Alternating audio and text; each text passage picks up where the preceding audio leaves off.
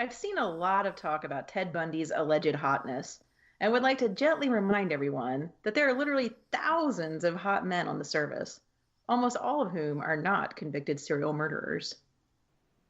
This is the No Fear podcast. We know what scares you. I'm Matt, I am Mel. And I'm Lisa. and this is the No Fear Cast, the podcast where we dissect horror and all the things that scare us. This is episode 14 in season 3, and we are starting our new episode series arc all about serial killers. So, this opening quotation was actually from Netflix's sounds weird to say it that way, but it was from the Twitter account of Netflix, actually on January 28th, 2019, and it was in response to their new Ted Bundy documentary, Conversations with a Killer. And I think that makes for a great opening for this first episode that we're doing on serial killers. I guess I'll start it off for the episode. Normally, when we would do an episode like this, kind of starting out on an arc, we would probably start talking about why it is that whatever it is we're discussing scares us. You know, why are we afraid of zombies? Why are we afraid of vampires? Why are we afraid of cults? And in planning this episode, I think Lisa was the one who kind of hit the nail on the head, which is, well, we know why we're scared of serial killers, because they're serial killers. That's it for the episode. Catch us in 2 weeks, right? Well, no, but I mean, yeah, serial killers definitely. I don't think it's any shock to say that it's a scary topic, but once again, I think Lisa, you were the one that sort of pulled this thread to say, you know, why do they keep our attention? Why are they so interesting and so fascinating? So I guess I'm going to ask you, Lisa, since you kind of posed this question in our pre-episode planning. Why do you find serial killers fascinating, if you do? You know, I don't know. I kind of struggle with this one because there's this strange line between horror and true crime. And you know, we're primarily a podcast about horror, and we typically talk in fiction. And I like to keep the really scary, gory viewings purely fictional. And I have a lot of trouble with some of this true crime stuff because it bothers me. But I am fascinated by it. And serial killers, when you think about it, when you see even some of the best fictional movies about serial killers, they have some sort of basis in reality. You know, like Texas Chainsaw Massacre, for instance, is a great movie, and I love several of them, but I especially love the first one. And you know, that is very loosely drawn from a real case, and there have been several others that have kind of taken inspiration from real cases. And when you look at movies about serial killers, you know, horror movies about serial killers, most of them have a basis in reality, which is different, Matt, from like what you were talking about with like ghosts and zombies and vampires. You know, there's usually not too much basis in history for that, you know, except for maybe drawing upon some lore or a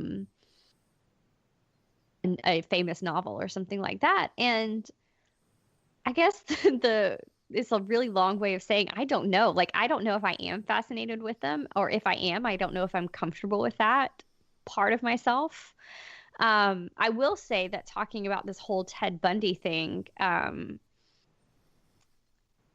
was really disturbed by the amount of people, not only who wanted to watch Conversations with a Killer, but who were out there on the on the internet talking about how attractive they thought he was and how hot Ted Bundy was. And I guess, I don't know, it kind of added fuel to the fire that now there's that new Ted Bundy movie coming out with Zac Efron playing him. You know, I don't know. It's like they're kind of trying to make that. I don't know. Um, they're not discouraging it too much, despite what the tweet said. I guess is what I'm saying. But um, yeah, I don't know. I will just say I don't know. I feel really uncomfortable with my fascination with serial killers. Well, I, oh, go ahead, Mel. Oh, I was just going to say that I had, you picked out this particular tweet, Lisa, for our introduction. And I know I had heard people talking and seen different things on the internet about people talking about Ted Bundy's attractiveness, which was something that people talked about, when he was arrested, like in the news. And I think it says a lot about our culture that we still seem to equate like a good looking person with like some sort of like morality or safety, as if like it's not true that any person could have some sort of darkness in them. It's like, well, they're really good looking, therefore they must be, that this is shocking to me, or they're really evil, therefore they must be bad looking. You know what I mean? Like it just, we seem to equate people's appearances with personality and morals. Like You we can know, predict people's behavior or something, and I feel kind of, it's that is kind of disturbing too, in addition to being fascinated, I guess, with these people. But go ahead, Lisa. oh no, I was just thinking as you said that. One of the things you often hear when somebody is identified as, I was about to say when somebody like comes out as a serial killer, but I guess that doesn't happen. Um, when somebody is arrested or named as a serial killer, or it's now the identity is revealed. The common thread of the conversation is, but they looked so normal. And I think that's what a lot of people are talking about with Ted Bundy. Like, I think if he was just a normal man, I don't know if people would be holding him up as being, this hot person. I think it's just, like you said, how relatively normal and what we have in our head. But when you really look at a lot of these killers, they do look like the average person, whether it's, like the average father or the average man down the street, or, the proverbial neighbor next door. And that is something that is kind of unsettling too, when you have to turn that inward and think, well, what am I making assumptions about when I look at people? Am I making assumptions based about their morality? About whether or not they are quote unquote safe based on how they look. And that is a very uncomfortable place to sit in for very long. I completely agree.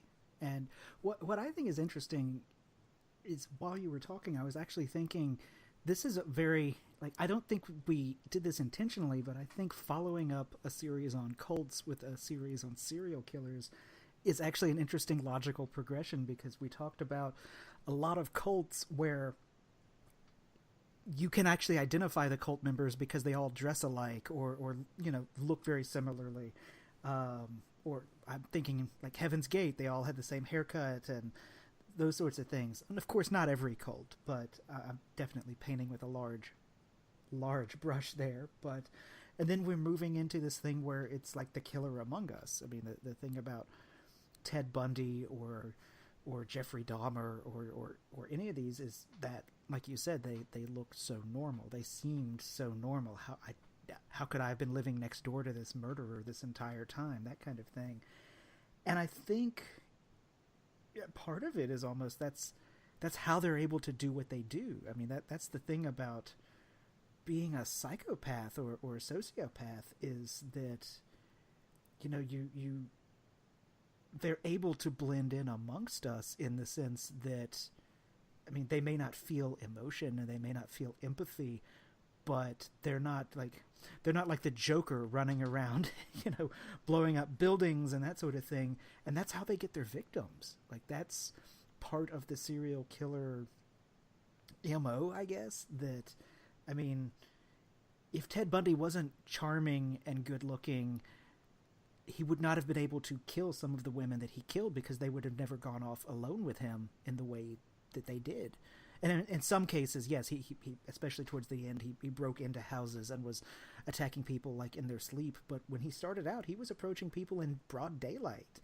I actually watched the Conversations with the Killer because I did have that morbid fascination, and like he killed 2 women on the same day at like this lake in the summer where there were thousands of people there, and he got them by having a cast on his arm and asking for help loading his boat onto the back of his truck, kind of thing. And they went with him because he seemed nice and trustworthy. So, I mean, I think not talking about how attractive he could be or charming he could be is probably a bigger problem, because if we don't recognize it, I mean, that's part of how a serial killer operates, I'd imagine. I mean, you know, I think we have to split apart the serial killers in the movies and the TV shows where it's all amped up and they're, you know, it's not all Silence of the Lambs where you're kidnapping people out of parking lots. A lot of the times it's approaching people and then kidnapping them, if that makes sense. Or even creating a relationship, Right. like creating a fake relationship. You're tricking the other person. Mm-hmm. Yeah, and so, you know, you bring up something really interesting because really when you talk about, and we're going to have to at some point kind of divide this up over this series when we're talking about this, because, you know, we do have a fascination with the true crime serial killer. You know, Ted Bundy is the perfect example because he's kind of the hot button topic right now. But then there's also the fictionalized serial killer. Matt, you mentioned The Silence of the Lambs.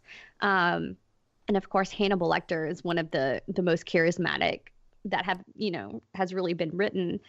But what I find so fascinating is that in fiction, when we get serial killers, we either know they're serial killers from the beginning of the show that we're watching, you know, so we're kind of following them, which I don't know, in some way makes us feel like we could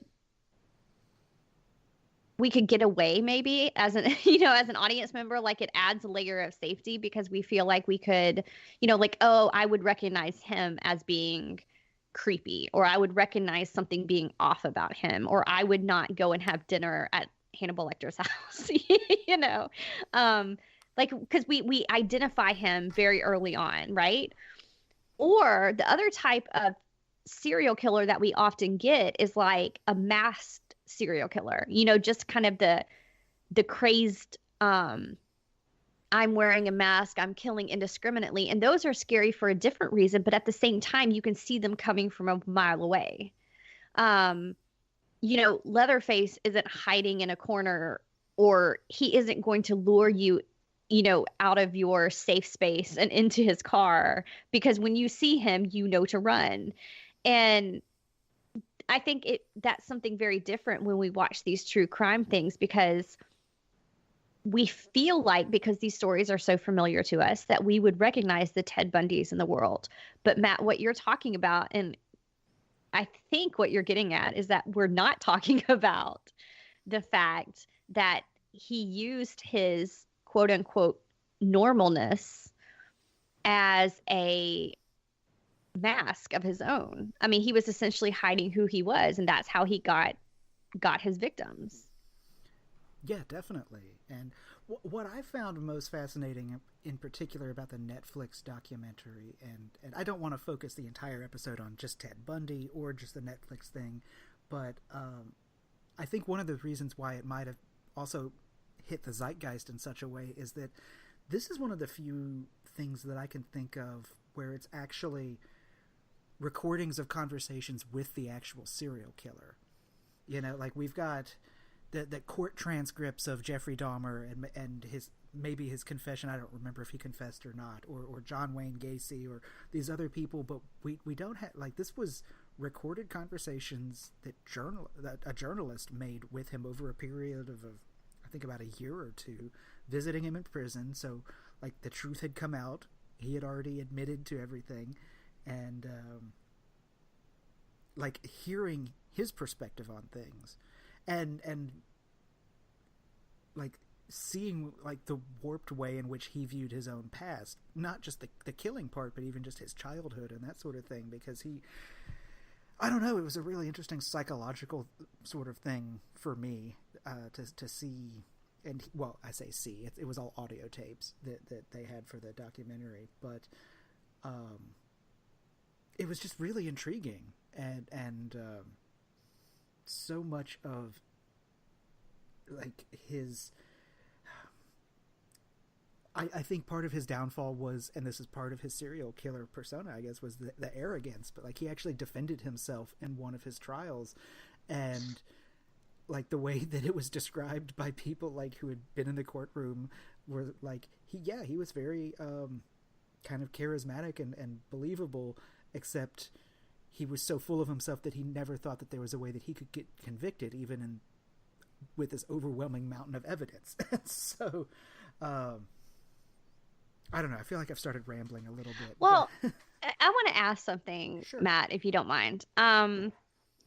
Because I will admit, I watched one episode of the Ted Bundy series, the Conversations with the Killer.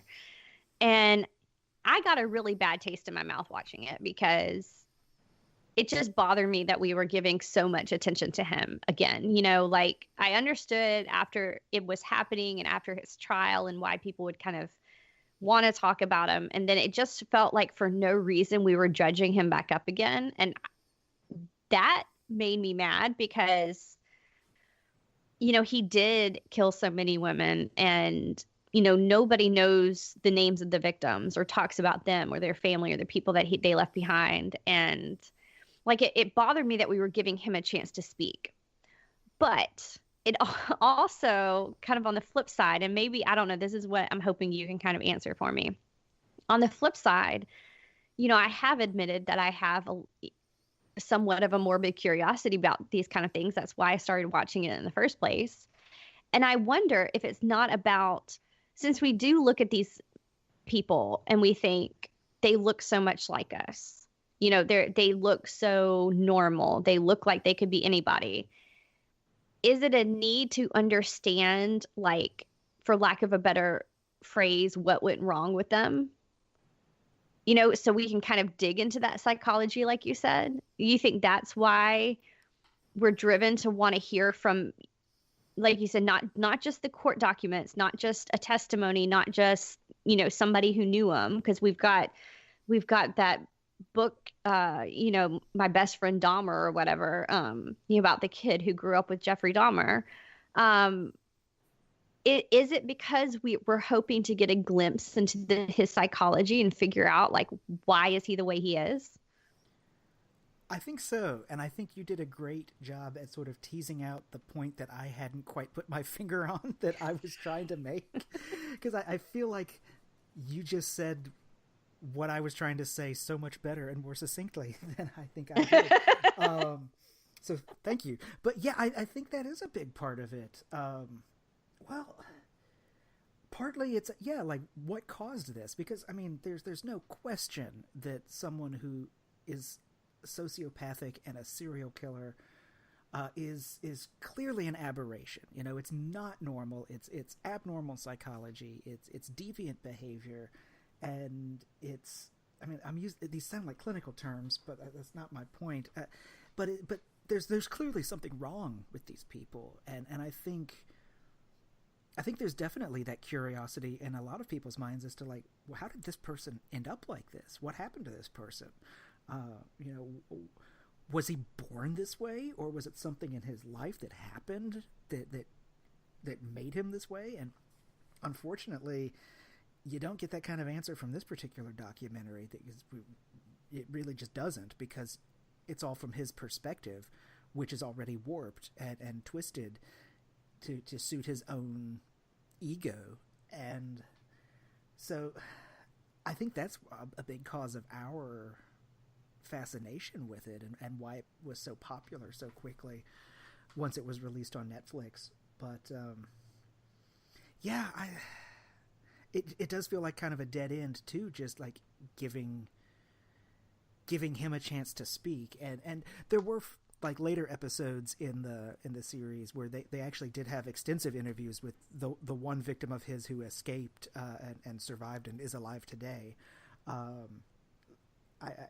I think they were definitely trying to not just put the focus on just giving mouthpiece for Ted Bundy from Beyond the Grave, but it does feel more tilted towards the audio tapes. So there's that. But yeah, I think the psychology is a part of it. Just the curiosity that what happened to this person, were they what made them so broken? Because I think that's the only way that you can describe a serial killer is a broken person. I know just enough psychology to say that, normal is kind of a spectrum of things, and there is no one definition of normal, but somebody who is actively seeking out people to kill continually, or even just once, is definitely not within that definition of normal. So, yeah, I think that is a big part of it is why, and the fact that we don't have an answer to that question, even still, is probably why people keep looking into serial killers. At least some of them. I think that's part of the fascination. It's also part of the fear, right? Because it's not only a person who we thought was quote unquote normal or the neighbor next door, but it's I think what you said, Matt, was perfect. A broken person. I think the fear and the fascination is tied up in wanting to know how this happened or why, because this is a human being who's doing things that we would classify as evil, but we feel like there has to be some reason. And I think there's this dark part inside ourselves where we say, man, look at all the evil things that people can do, and they're people, they're humans, and I'm a human. And there's this weird and I'm not saying that we all have a potential necessarily to be a serial killer per se, but like you said, there's many things in human psychology, and we all have possibilities of having these issues. And it's like this kind of dark mirror. I actually just got back home before we started recording this podcast from an event on the campus I work at. And one of the things we did was we watched this clip of Maya Angelou talking, and she was talking on the Oprah Network, and her basic idea was that we try to just dismiss evil and not even look at it or try to understand it because we don't want to think we're capable of it. And the thing that she kept saying over and over again was anything that any human does is something that any human can do, basically, was what she was saying. I can't say it as beautifully as she can, but she said this was something that she was thinking about. Because she's like, if I just cast off people as if they're monsters and don't try to understand what in human nature could have happened or whatever, then I'm not fully exploring maybe what it means to be human. I'm probably butchering Professor Angelou's words here, but it just struck me because I was thinking to myself, think of how many evil things that people do. And we say, that's a monster. But then in our fascination, we turn them in these weird celebrities. I felt the same way, Lisa, when I watched the first episode of the Netflix series. I was like, why do we keep making these serial killer celebrities? But I think there's something fascinating in some ways and scary about looking at a person who is a human and seems like me and could have done this evil thing. And on the one hand, you want to cast them off as a monster. And on the other hand, you want to understand, how on earth could this happen? Because it's in the possible. And I think that's why it disturbs us more than other aspects of horror, too, because even though your chances of running into a person like this are very low, it's possible, and that the real and the fiction bleed into each other so easily. And so, yeah, there's just so much in this kind of nexus of how we think about these people or why we're fascinated by them. It's almost that, and this is kind of not quite how she meant it when she wrote about it, but it's almost like Hannah Arendt's banality of evil. And she was talking about how so many people were swept up into the cult of personality of Hitler and the Nazi Germany, and how so many regular people were able to turn a blind eye to the Holocaust that was happening. But I think if you just look at the phrase banality of evil, it is a very mundane thing. And yeah, I don't think my neighbor is a serial killer because she's like an 86-year-old woman. But, I think there are people that do live next door to serial killers and have no idea that it's happening. It's just statistically, somebody has to live next to the serial killer. And like you said, that yeah, it's unquestionably evil, but the fact that a person can do it means that it's capable for other people to do it as well. Yeah, I mean, I wonder too if it's not also just this. I think it was Freud who talked about those morbid fascinations with death, and there's a psychological term for it that's came way after Freud, but those thoughts you have where you're like driving over a bridge and you have that passing thought of, I could just drive the car right off the side of the road, off the bridge, and die, or when somebody makes you really angry, you're like, I could just kill them, and in that second you literally mean it, even though you have no intention of actually acting on it. But when you're that angry, sometimes you have those thoughts. I wonder if that's a part of the fascination too, because these are people who don't stop when they have a thought like that. And for me, I mean, I obviously am not going to be killing anybody, but there's that question of, well, if somebody else could break like that, could I break? Could I snap and hurt somebody? Like, I don't think so. I hope to God not, but I wonder if that's a source of the fascination too. Yeah, it could. I could almost see it going both ways, where you either turn it inward and you start to question what you could do. Um, because I agree with you, Matt. There are these kind of negative antisocial emotions swirling around everybody. And it's probably the people who ignore those feelings and repress them that we have to worry about. But everybody has them. And even if it's just a fleeting thought of, I could do that, honestly. And this is going to sound really dumb, but one fictional serial killer movie I like, and I don't even know if y'all will consider it a serial killer movie, is So I Married an Axe Murderer. Do y'all remember that from? Oh, I do. All right. So I don't know why that movie, just I guess I saw it at the exact right time in my life, but now it has a place in my heart. But there's a scene in there where the two lovebirds are lying in bed, and she looks over and she's like, she says something along the lines of, isn't it amazing the trust that we have, because I could basically smother you in your sleep, or something along those lines. And I remember thinking when I watched that movie, I was like, that is a total honest thought, because even if you have no intention on acting on them, we all have those fleeting thoughts sometimes. At least I hope we do. So I'm not alone in that. But it's kind of like, if you're like Matt, you had the example of driving across the bridge, and I've had the moment of like, standing next to a window in a tall building and thinking I could open it and jump out.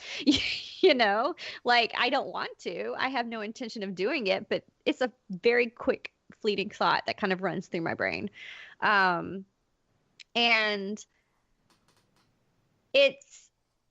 I wonder if we can turn that inward, like you said, or if we're afraid to do that. If when we watch these serial killer documentaries or movies and we don't want to turn that inward and say, am I capable of evil? If we're not watching it to reassure ourselves that we're not capable of that. So like, we are almost reinforcing our own morality and our own, for lack of a better term, goodness, by seeing what somebody else does. Like, you can think, no matter how badly you've behaved, no matter, what kind of things you've done that you've regretted, it will never come close to what they do. And I almost wonder if that's not part of the psychology behind why we're fascinated by it too, is because it makes us feel, by comparison, better people. Oh, I could definitely see both of those. Yeah, like the I've got the sort of moral high ground. I don't want to be too dismissive, because that's not my intention. But that oh, I could never do that. Right. Reinforcing that for yourself. Yeah. Right. Yeah, like the worst thing that they do is I could never approach that. That's interesting. I think you could have both feelings at once too, like be scared that you have the possibility of it, but then be like, phew, okay, that's way worse than anything I've ever thought about or done. That's interesting. Yeah. Yeah, I don't know. Y'all are making me think about really uncomfortable things tonight.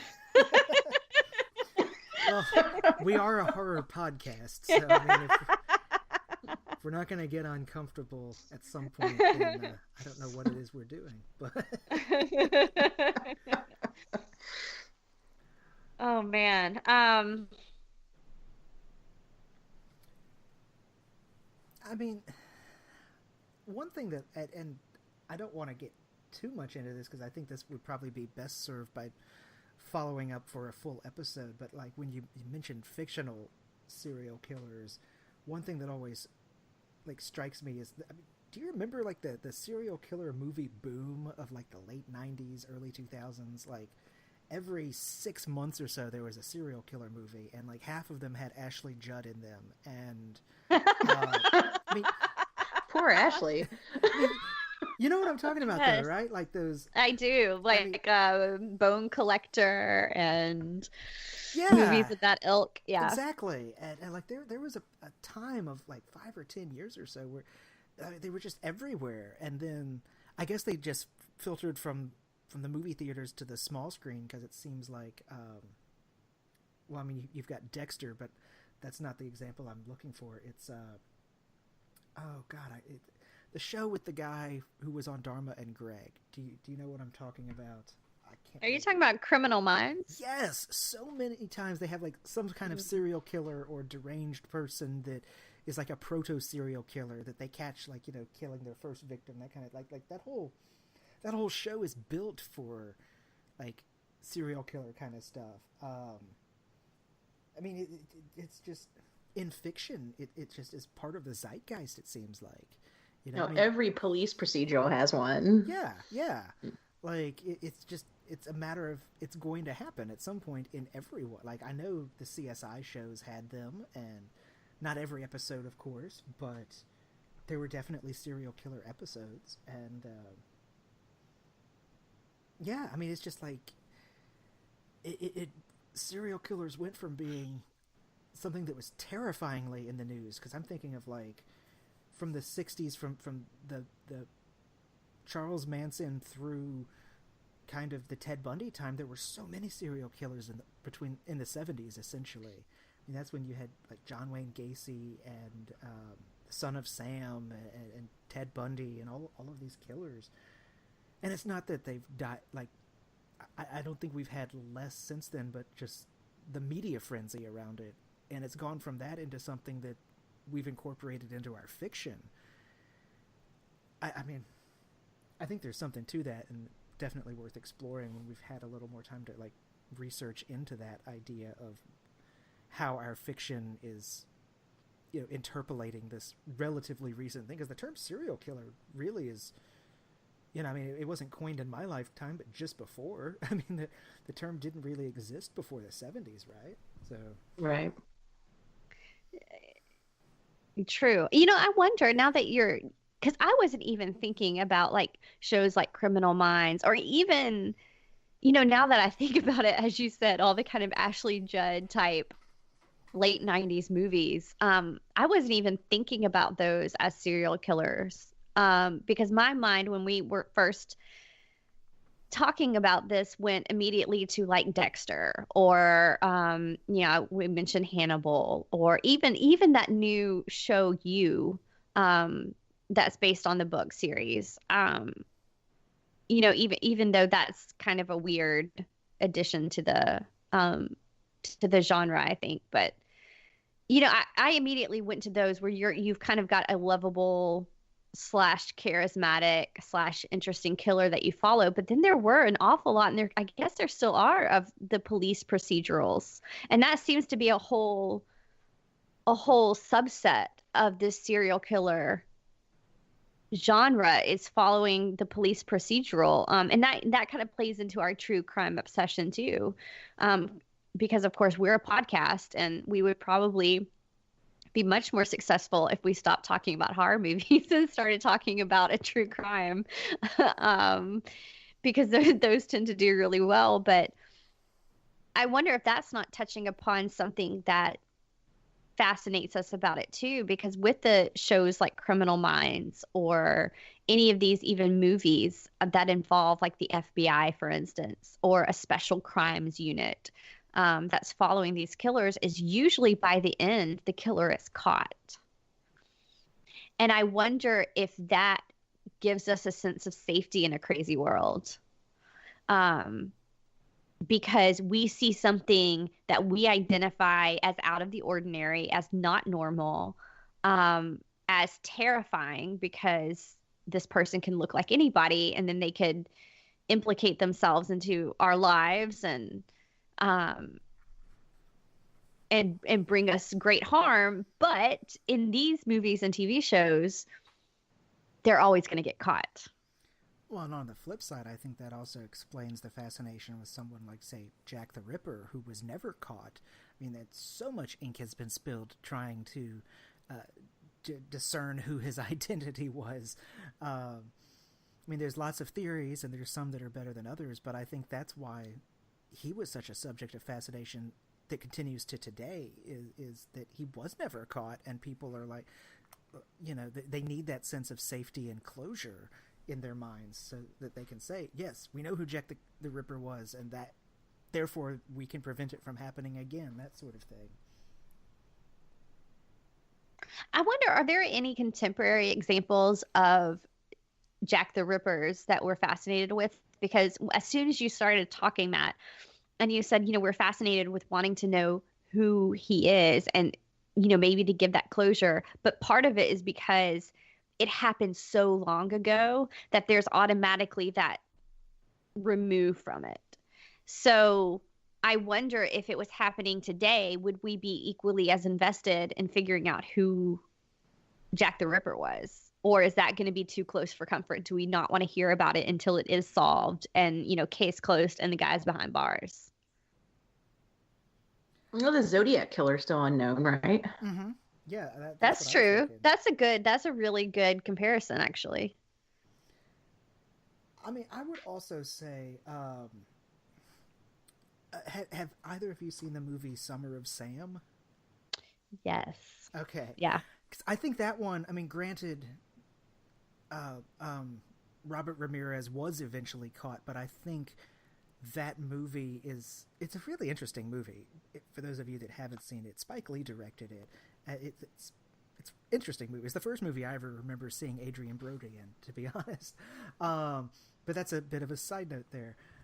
But what's interesting is that it's following these characters. It's not a documentary or a docudrama, I guess. It's not a biopic. It's not about the Son of Sam. It's about his effect on New York during that time when he was acting, and the way people were freaking out and the hysteria that ensued. And I think the modern media has not, to my knowledge, recently picked up on any sort of thing about a serial killer the way they did with, say, the Summer of Sam.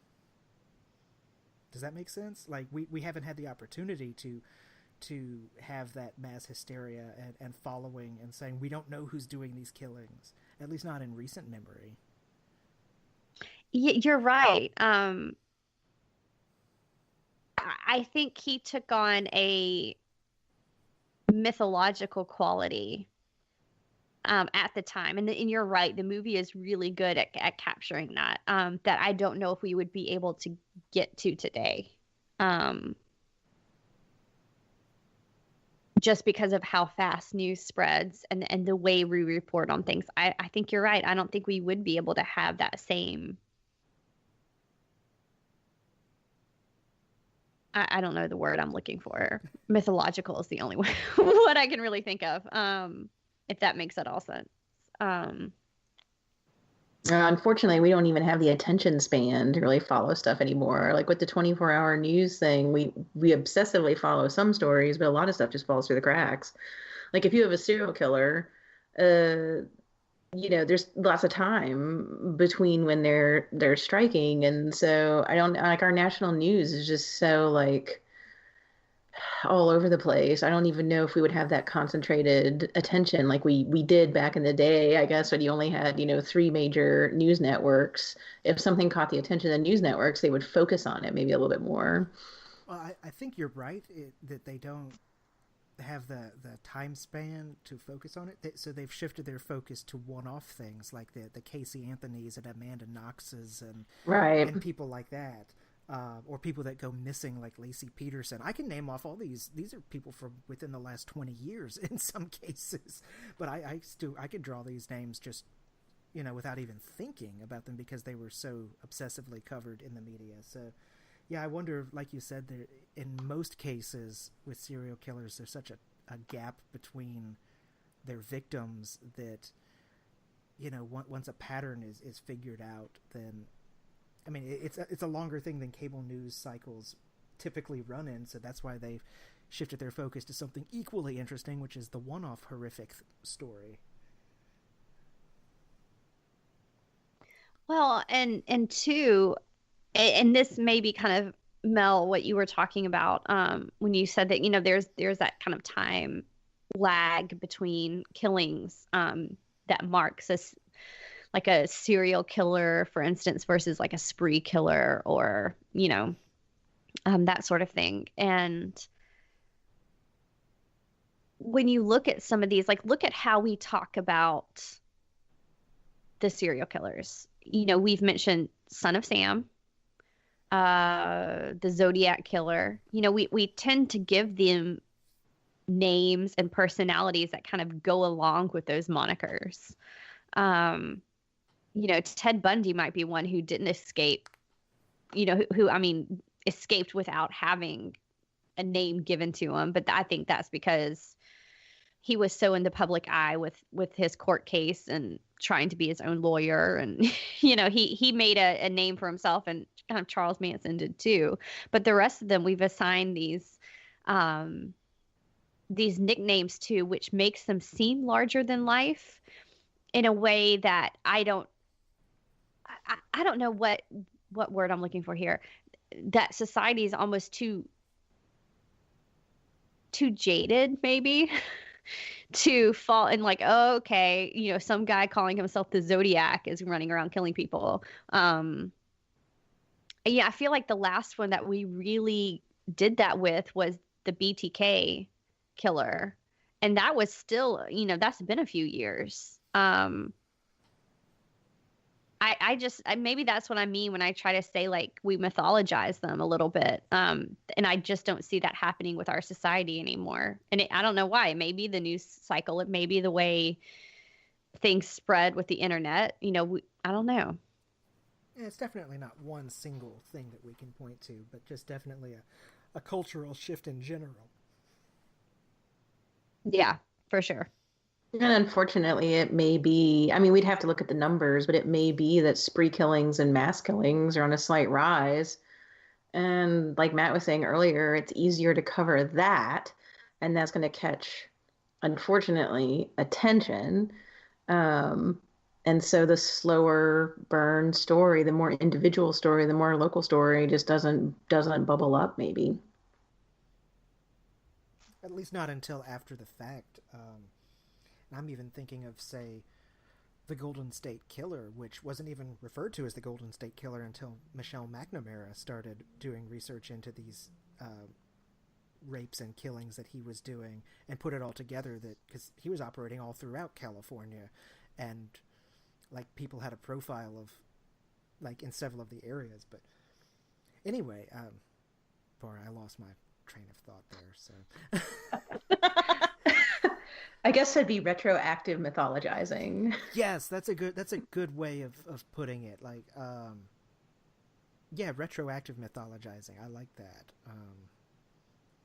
Because I mean, there were definitely, the Zodiac or Jack the Rippers that definitely captured the attention at the time. But I think now it is a little more retroactive, where it's like we find out, like there's a fairly recent case of a guy who just confessed to something like 80 to 90 murderers.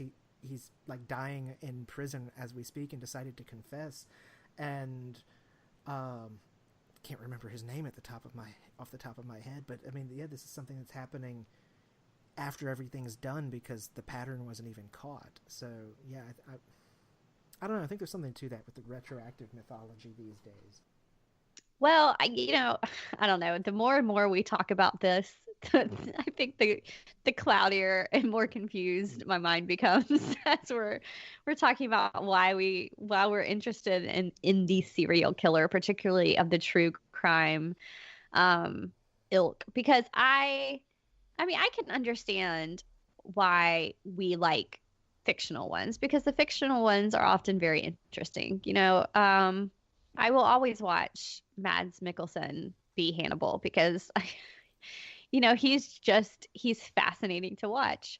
And as for these real life serial killers who are still part of our culture, I don't know if we'll ever come up with a reason because there's probably many that we're fascinated with them. But I'm excited to talk about this for another few episodes with you guys. I'm really, I don't know, I think we'll uncover some really, really interesting ideas as we walk down this road. So I hope our listeners out there will join us for that. And I thank you for listening as we've started off this episode on serial killers. We'll talk to you next time.